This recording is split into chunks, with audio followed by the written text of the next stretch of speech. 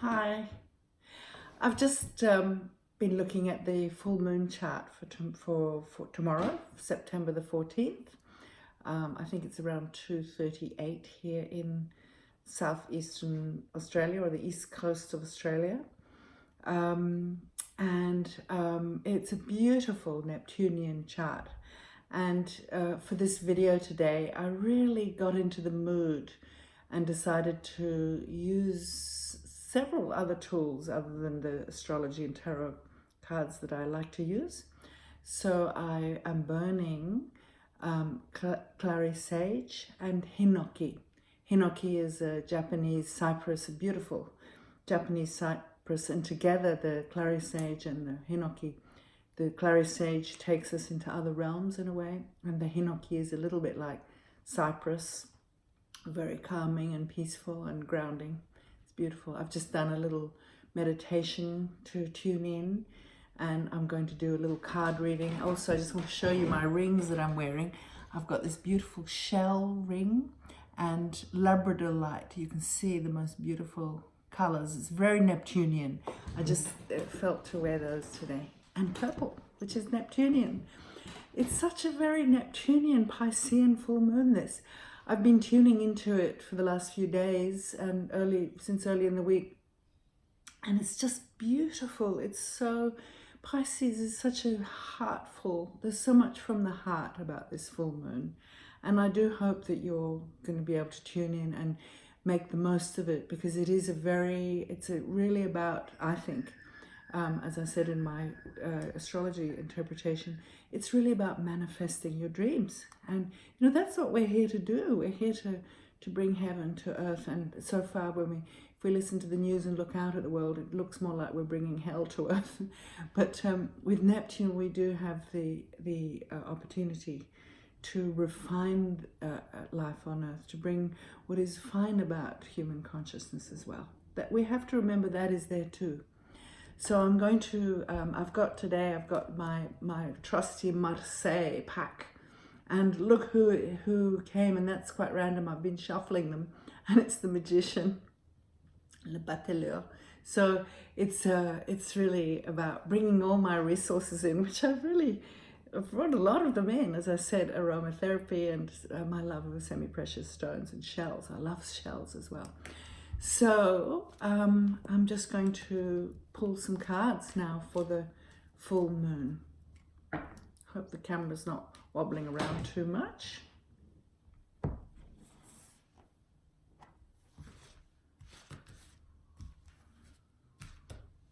This is for the collective. Hopefully this will help us with it all.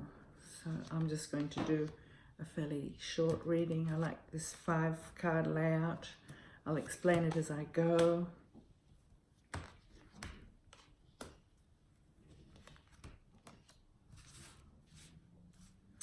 So the first card is 8 wands, or 8 yarrow, some people say, 8 wands, I say. So the card of 8 wands, so this is what's here now and in the present.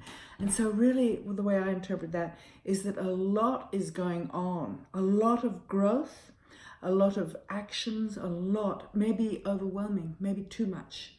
And so that makes it a kind of very exciting time. And I guess that may be connected to that Mars-Jupiter square that is in part of that T-square that's coming up for the chart for the full moon. It's very full of life, very robust, strong energy, the Jupiter-Mars. And with Neptune there as well, it brings the imagination in, and it brings other dimensions into it as well. So I'd say that's that 8. So this is what's happening on the inside. Oh, this is a beautiful card, also known as strength and courage, force. The French call it the card of force. So it's la force. So it is the card of compassion. And this is what's happening on the inside. I don't know whether you know the story about the lion with the thorn in his claw, and all the villagers stood around him and were too scared to take the thorn out in case he killed them.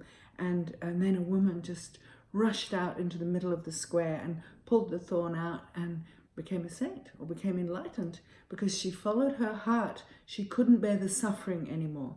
And I know myself that when I see homeless people in the street, or when I hear of some terrible stories of what is happening to quite a lot of people at the moment, it's almost untenable. And I practice Tonglen whenever. I don't know whether any of you know that. It's a Tibetan Buddhist way of healing, Tonglen. And but this is beautiful that this is happening on the inside. This beautiful card of courage and strength. This is what's happening on the inside.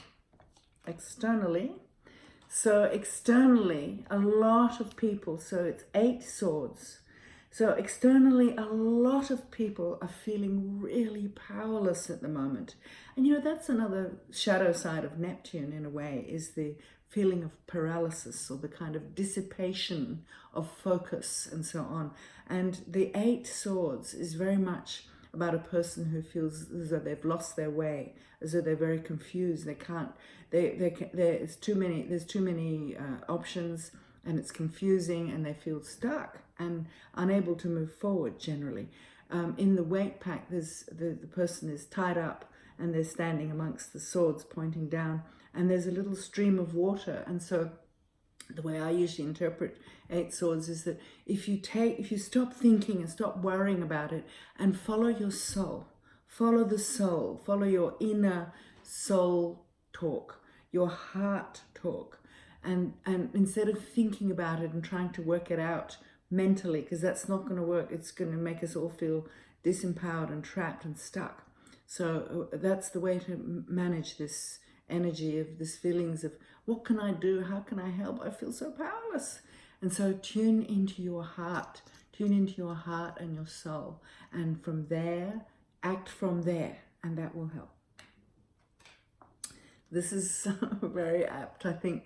The Judgment card, I love it. And here's the Archangel Gabriel blowing his trumpet of truth. And the truth brings out the dark, shadowy souls that have been hidden, all the things that have been hidden, and the truths that have been hidden, and the untruths that have been hidden. And they're all, because of the sound of the truth, they all come to the surface, these things.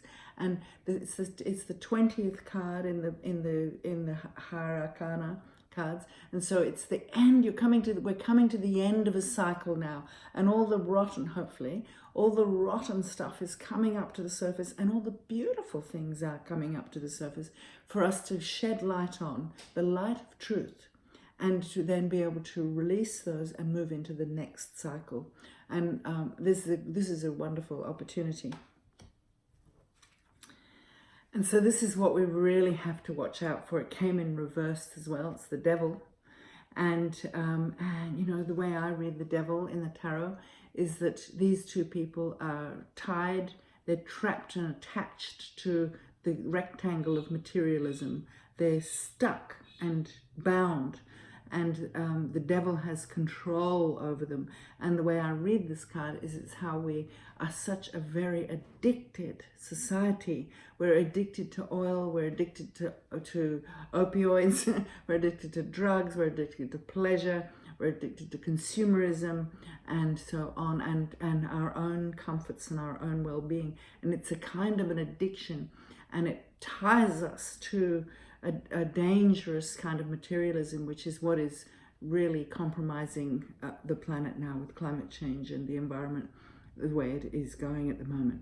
And the card came in reversed.